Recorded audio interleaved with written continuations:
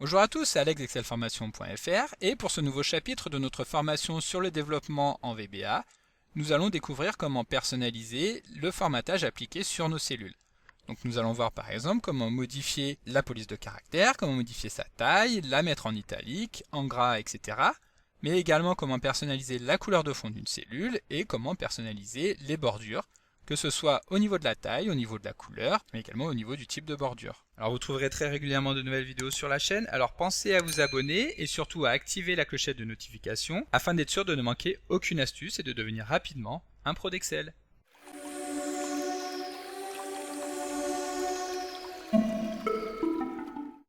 Alors comme d'habitude, le support que nous allons utiliser dans le cadre de cette vidéo est disponible au téléchargement sur le site excelformation.fr et vous trouverez le lien directement pour le télécharger dans la description de la vidéo. Évidemment, je vous invite fortement à télécharger ce fichier afin de pouvoir réaliser les opérations en même temps que moi, ce qui vous permettra de mieux comprendre tout ce que nous allons voir dans cette vidéo. Alors au cours du début de ce chapitre, donc dans la vidéo précédente, nous avons découvert comment manipuler simplement des cellules en utilisant VBA. Et donc pour cela, nous avons vu qu'il suffisait d'utiliser l'objet range, ce qui permettait de lire ou de modifier la valeur de la cellule, d'insérer une formule, de modifier le formatage des valeurs numériques, etc. Donc à présent dans cette nouvelle vidéo, nous allons voir comment modifier l'apparence d'une cellule au travers de sa mise en forme. Alors tout d'abord, nous allons nous intéresser sur la mise en forme du texte que nous allons insérer dans une cellule. Donc en personnalisant par exemple la police de caractère, la taille des caractères, etc. Alors, toutes les modifications que nous allons apporter sur la mise en forme des textes de cellules va passer par la propriété font de l'objet range. Et donc il suffit de commencer à saisir cette propriété pour découvrir l'ensemble des sous-propriétés qui sont mises à disposition pour personnaliser profondément l'apparence que nous allons donner au texte saisi dans la cellule. En effet, comme nous pouvons le voir sur le menu contextuel proposé à ce moment-là par Excel, nous voyons que de nombreux éléments de personnalisation sont à notre disposition, et évidemment nous ne pourrons pas faire le tour de l'ensemble de celles-ci dans cette vidéo, nous allons nous contenter de voir les principaux éléments. Alors le premier élément que nous allons vouloir personnaliser concernant notre cellule A8, donc qui est tiré de notre feuille 21 range, va être de modifier par exemple la police de caractère. Pour cela, nous allons utiliser la sous-propriété name. Donc pour cela, il suffit de scroller vers le bas et de retrouver cette propriété. Nous pouvons également commencer par saisir la première lettre, ce qui permettra d'accéder directement sur les propriétés qui commencent par la lettre N. Cela étant fait, nous sélectionnons name. Et pour modifier la police de caractère appliquée sur la cellule qui est donc la cellule A8, nous allons utiliser le symbole égal, puis nous allons simplement saisir le nom de cette police de caractère entre guillemets. Pour l'exemple, nous allons utiliser la police Arial. Ensuite, il suffit de lancer la procédure, donc il s'agit ici d'une procédure de test qui va uniquement se contenter de voir les différents éléments de mise en forme que nous allons mettre en place dans le cadre de cette vidéo. Nous lançons la procédure et en même temps nous allons regarder la cellule A8 pour constater que la police de caractère a été modifiée. En effet, l'ensemble des cellules de notre feuille a la police Calibri, mais si nous sélectionnons spécifiquement la cellule A8, nous allons voir que celle-ci est maintenant sur la police Arial. À présent, nous allons revenir dans notre code, et étant donné que nous allons vouloir modifier plusieurs sous-propriétés de la propriété font, toujours sur la cellule A8, nous allons utiliser l'élément with. Il faut savoir que cet élément, donc que nous n'avons pas encore vraiment abordé dans le détail, mais que nous découvrirons vraiment en profondeur dans un prochain chapitre, permet de modifier directement plusieurs propriétés sans avoir besoin de ressaisir le nom de chacune. Donc pour cela, nous utilisons forcément ce mot-clé, donc with, puis nous allons interrompre la ligne juste avant la propriété que nous venons de personnaliser, cette propriété que nous allons simplement venir saisir à la ligne, puis nous allons insérer le end with. Donc de cette manière, tous les éléments que nous allons saisir entre le with et le end with, qui vont commencer par un point, seront appliqués sur la propriété font de la cellule A8. Donc lorsque nous avons modifié le nom de la police, nous allons maintenant vouloir modifier par exemple la taille du texte qui est saisi dans cette même cellule. Pour cela, nous allons maintenant utiliser la propriété size. Donc, comme tout à l'heure, nous commençons par saisir la première lettre et nous voyons que Excel nous propose directement la propriété size. Nous pouvons appuyer sur la touche tabulation afin de valider celle-ci. Nous utilisons le symbole égal et par exemple nous allons y appliquer une police de 10. Comme d'habitude, nous lançons la procédure donc en appuyant sur le petit triangle ou en appuyant sur la touche F5. Et nous constatons à ce moment-là que directement Excel a appliqué les modifications que nous lui avons demandées et maintenant le texte saisi dans la cellule A8 a une taille 10. Ensuite, imaginons maintenant que nous souhaitons afficher le texte de la cellule A8 en gras. Alors pour cela, nous allons simplement intervenir sur la propriété bold, ce qui signifie en anglais gras. Donc point bold. en sachant qu'il s'agit ici d'une propriété de type booléen, c'est-à-dire que celle-ci peut avoir pour valeur vrai ou faux, et que par défaut celle-ci est fixée à faux, c'est-à-dire que le texte n'est pas saisi en gras. Pour le saisir, nous lui donnons simplement la propriété true, donc égale true. Comme d'habitude, nous lançons la procédure et nous voyons à ce moment-là que notre texte s'affiche en gras. Pour afficher le texte de la cellule en italique, nous allons procéder exactement de la même manière avec la propriété italique, donc qui forcément signifie italique. Nous fixons cette propriété à true et nous lançons la procédure. Maintenant, notre cellule va être saisie en italique. À présent, nous allons vouloir souligner le texte de la cellule. Et pour cela, nous allons utiliser la propriété underline. Celle-ci, contrairement aux deux propriétés que nous venons de voir à l'instant, n'est pas une propriété de type booléenne. En effet, nous n'allons pas vouloir uniquement préciser si nous souhaitons ou pas afficher le soulignement, mais nous allons vouloir aller un cran plus loin en précisant directement quel type de soulignement nous souhaitons appliquer. Et donc pour cela, nous allons commencer par saisir le début, XL underline. Puis nous allons appuyer sur la touche CTRL et la touche espace afin de voir les différentes propriétés qui nous sont proposées. Donc nous pouvons par exemple utiliser un soulignement unique, mais nous pouvons également utiliser un soulignement double, c'est-à-dire un double soulignement. Et nous pouvons également utiliser des soulignements de type comptable, c'est-à-dire que nous allons vouloir appliquer le soulignement non pas uniquement sur les caractères de la cellule, mais sur l'ensemble de la largeur de la cellule. Donc par exemple, nous allons ici utiliser un double soulignement comptable en ajoutant simplement le mot-clé accounting à la fin. Nous lançons la procédure et nous voyons que le soulignement occupe maintenant l'ensemble de la largeur de la cellule. Nous pouvons l'agrandir afin de constater que celui-ci va automatiquement s'adapter à la largeur de la cellule. Alors sachez quand même qu'il est possible d'utiliser les valeurs true et false que nous avons utilisées sur les propriétés juste en dessous. Donc si nous utilisons la propriété true, alors le résultat sera le même que lorsque nous allons demander un soulignement unique. En revanche, lorsque nous allons utiliser la valeur false, alors le résultat sera exactement le même que si nous avions demandé le XL underline none, qui permet de dire que nous ne voulons pas de soulignement dans la cellule. Ensuite, il faut savoir que l'ensemble des sous-propriétés de fonte que nous venons de voir à l'instant sont également accessibles en lecture, c'est-à-dire que nous allons pouvoir récupérer la valeur de celle-ci.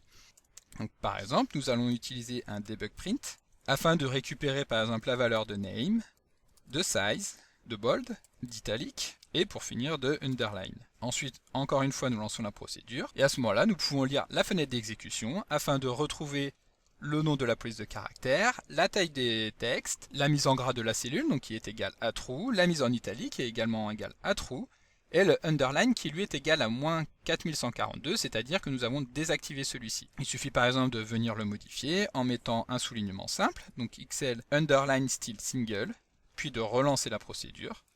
Et à ce moment-là, nous allons voir que celui-ci va prendre la valeur de 2, c'est-à-dire une valeur égale à un soulignement simple. Le fait de pouvoir accéder directement en écriture aux sous-propriétés de fonte va également nous permettre de dupliquer rapidement la mise en forme d'une cellule directement sur une autre cellule. Donc pour cela, imaginons que nous souhaitions modifier les paramètres de la cellule A9, alors il suffit simplement d'utiliser le symbole d'égalité afin d'appliquer exactement le même style. Donc range A9, point font, est égal à range A8, point font également. Alors ici, pour fonctionner, Excel va quand même vouloir que l'on précise sur quelle feuille de calcul nous travaillons. Donc nous travaillons sur la feuille 21-range, et c'est à partir de cette feuille de calcul que nous allons pouvoir récupérer la cellule A9, dont le formatage va être égal à celui de la formule A8.